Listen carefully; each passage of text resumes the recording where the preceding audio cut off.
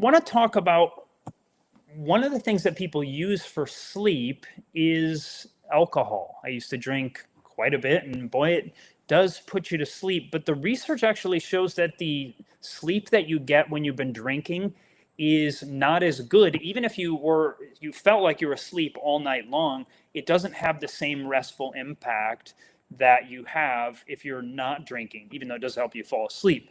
And now, looking at this, people, okay, well, if alcohol's not so great for sleep, even though it helps you fall asleep, people think, well, maybe I'll just take sleeping pills, but there's all kinds of side effects to that, like headache, constipation, dizziness. We could go on, daytime sleepiness. So it's not seemingly often doing what you're hoping it will do.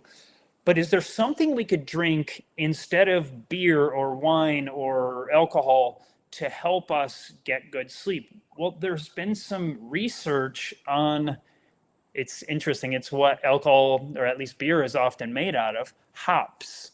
Hops tea. You can make a tea where it's zero alcohol whatsoever, no alcohol. I mean, you could get a tea bag full of hops. You can go online or go to your local health food store and you may have hops tea there. And it's historically been used as an ingredient in beer, but when it's made into a tea, they've found that it works. What they did is they did a study. It was conducted on nurses, and these were nurses specifically who worked night shift. And this study was to determine the sedative impact of hops tea or a hops drink, non-alcoholic, completely zero alcohol, on individuals that had a work stress experience. So they're in kind of a stressful work environment.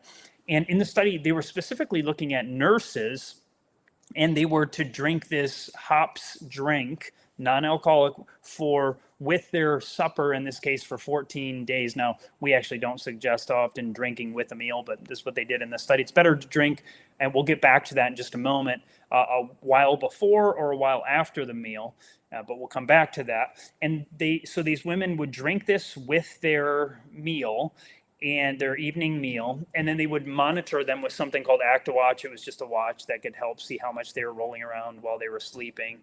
And what they found was that the results is that the time it took to fall asleep, they call that sleep latency, it decreased. So they fell asleep faster compared to those who were in a control group, and the amount of movement and activity during the night compared to the control group was decreased. So they seemed to roll around, wake up less. And one of the other additional benefits to this, something like a hops tea, is that it lowered their levels of anxiety compared to the control group.